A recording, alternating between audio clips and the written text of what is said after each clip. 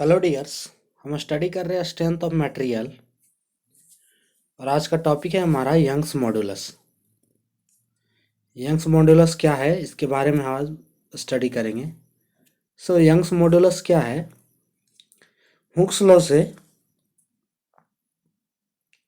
से हम ये जानते हैं कि सिग्मा इक्वल्स टू होता है E epsilon. Sigma equals to E epsilon, जहाँ पे सिग्मा होता है स्ट्रेस और एप्सिलॉन इक्वल्स टू स्ट्रेन, और ई जो है ई हमारा है यंग्स मॉडुलस। तो ई इक्वल्स टू हो जाएगा sigma by epsilon, equals to sigma by epsilon, और ये हमारा होता है यंग्स मॉडुलस। अब स्ट्रेस स्ट्रेन डायग्राम में हमने देखा था कि जो ई होता है वह स्लोप होता है स्ट्रेस स्ट्रेन डायग्राम का। यह है लिमिट ऑफ प्रोपोर्शनलिटी, जो लीनियर इलास्टिक लाइन है, ठीक है, स्ट्रेस स्ट्रेन डायग्राम का। और ये जो स्लोप है उसे हम कहते हैं Young's modulus. Young's modulus is the slope of stress strain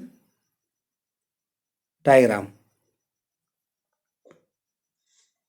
Young's modulus जो होता है स्ट्रेस स्ट्रेन डायग्राम का स्लोप होता है। Young's modulus is the slope of stress strain diagram. इसका यूनिट क्या हो जाएगा? यूनिट देखिए, ई जो यंग्स मॉडुलस है इसका यूनिट हो जाएगा इक्वल्स टू हमारा होता है सिग्मा बाई ई, जहाँ पे सिग्मा है स्ट्रेस और E equals to sigma by epsilon. तो सिग्मा का यूनिट हो गया न्यूटन पर मीटर स्क्वायर और एप्सिलॉन क्या है? यूनिट लेस है। इस प्रकार जो यूनिट ऑफ यंग मॉडुलस ये हो गया न्यूटन पर मीटर स्क्वायर, यानी कि ये जो स्ट्रेस का यूनिट होगा वही होगा यंग्स मॉडुलस का यूनिट, न्यूटन पर मीटर स्क्वायर। अब यंग्स मॉडुलस को जानने के लिए हम दो मटेरियल लेते हैं, एक मटेरियल ए और एक मटेरियल बी। तो दोनों का यंग्स मॉडुलस डिफरेंट है। मटेरियल ए का यंग्स मॉडुलस है E1 एंड मटेरियल बी का यंग्स मॉडुलस है E2।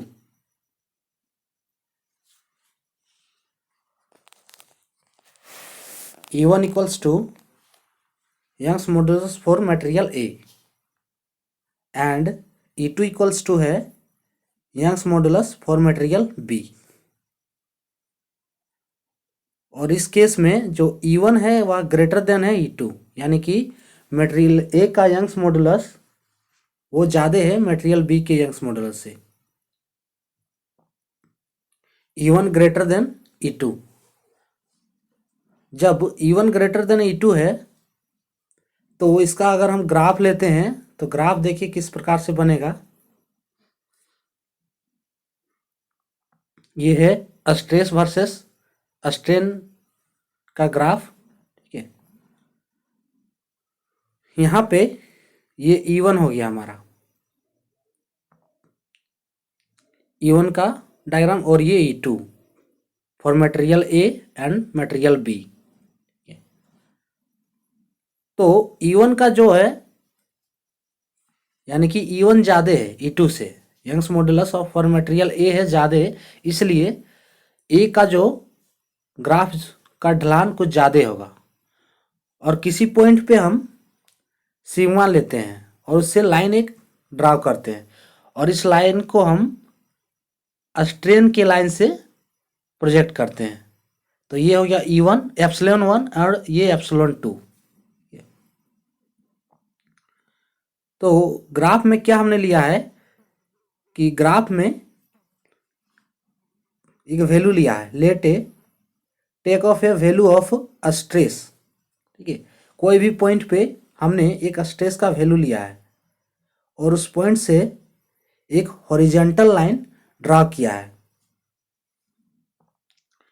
Late a take of a value of stress sigma 1, ठीक है। और at any point and draw a horizontal line from that point। तो जब हमने हॉरिजेंटल लाइन ड्रा किया है और इसे स्ट्रेन से प्रोजेक्ट किया है तो हमने देखा है कि जो स्ट्रेन हमारा क्या है, डिफरेंट है। स्ट्रेन हमारा डिफरेंट है लेकिन स्ट्रेस हमारा सेम ही है। एप्सिलॉन 1 एक स्ट्रेन है, जो स्ट्रेन है strain in A at sigma 1 stress. ठीक है, मटेरियल ए का स्ट्रेन है सिग्मा 1 स्ट्रेस पे, और एप्सिलॉन 2 है strain in B at sigma 1 stress, यानी कि सिग्मा 1 स्ट्रेस पे एप्सिलॉन 2 है स्ट्रेन, यानी कि बी का जो स्ट्रेन है वह है एप्सिलॉन 2। तो इस केस में हमने देखा कि दोनों का स्ट्रेन डिफरेंट है, बट यहाँ पे स्ट्रेस जो है दोनों मटेरियल का वह सेम है। ठीक है, अब सिग्मा इक्वल्स टू होता है पी बाई ए। तो अगर पी बाई ए यानी कि स्ट्रेस सेम है और हमने माना कि जो एरिया है दोनों मटेरियल का वो भी सेम है, if A equals to A B equals to A. ठीक है, तो एरिया भी हमारा सेम है, तो इसलिए हमारा जो सिग्मा ए इक्वल्स टू होगा वह sigma B equals to sigma 1 equals to P by A, ये भी हमारा क्या होगा, सेम होगा।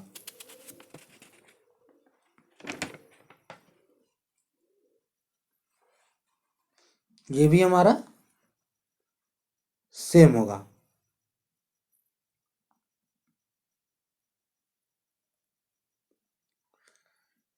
और जो हमारा स्ट्रेन है यहाँ पे क्या है, डिफरेंट होगा, क्या कि हमने देखा है डायग्राम में ऑलरेडी हमने देखा है कि एप्सिलॉन 2 है वह एप्सिलॉन 1 से ज़्यादा है, यानी कि मटेरियल बी का जो स्ट्रेन है वह मटेरियल ए से ज़्यादा है।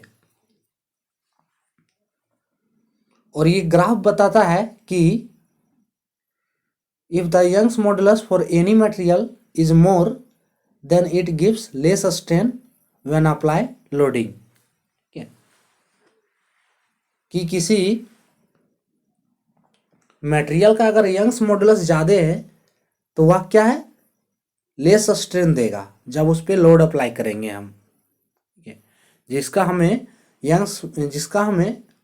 स्ट्रेस ज़्यादा मिलेगा, जिसका यंग्स मॉडुलस हमें ज़्यादा मिलेगा, तो उस पर हम स्ट्रेस अप्लाई यानी कि लोड अप्लाई करेंगे तो उसका स्ट्रेन हमारा कम होगा। यानी कि यंग्स मॉडुलस कहता है कि if value of Young's modulus for any material is more then its rigidity will be more. यानी कि अगर किसी मटेरियल का यंग्स मॉडुलस ज़्यादा है तो कह सकते हैं कि उस बॉडी के लिए रिजिडिटी ज़्यादा होगा, मॉडुलस ऑफ रिजिडिटी उस बॉडी का ज़्यादा होगा, यानी कि वह बॉडी है वह मोर रिजिड होगा। ठीक है, and that tendency of material to become more rigid, और इस टेंडेंसी को अगर मटेरियल मोर रिजिड है तो रिजिड मीन्स है कि जितना हमारा मटेरियल रिजिड होगा उसका जो मटेरियल का स्टीफनेस जो है वह उतना ही ज़्यादा होगा। That is the stiffness of material is मोर, या फिर इसे कह सकते हैं कि मटेरियल उतना स्टीफनेस होगा।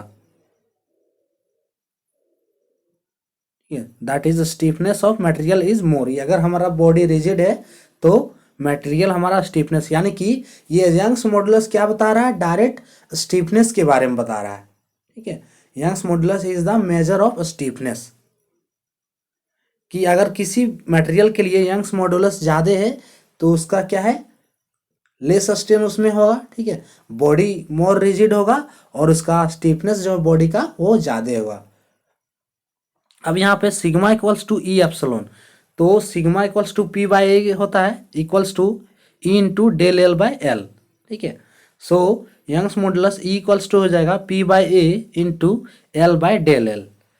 अगर del L equals to L है, अगर del L equals to L है तो इस केस में ई इक्वल्स टू हो जाएगा पी बाई ए, और P by A equals to sigma. यानी कि ये बता रहा है कि जो है यंग्स मॉडुलस स्ट्रेस का वो वैल्यू है, ठीक है, जो किसी मेंबर के लेंथ को डबल कर सकता है, ठीक है। E equals to P by A equals to sigma, इसका मतलब हुआ कि यंग्स मॉडुलस स्ट्रेस का ये स्ट्रेस के इक्वल है, ठीक है। E equals to P by A equals to sigma, तो ये स्ट्रेस के इक्वल है। इसमें इट मीन्स कि अगर किसी यंग्स मॉडुलस का जो है स्ट्रेस जो है, यंग्स मॉडुलस स्ट्रेस का वह वैल्यू है जो किसी मेंबर के लेंथ को डबल कर सकता है।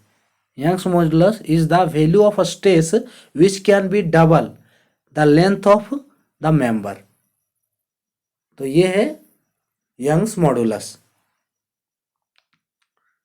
जो हमने स्टडी किया। तो आज के टॉपिक में इतना ही। Thank for watching.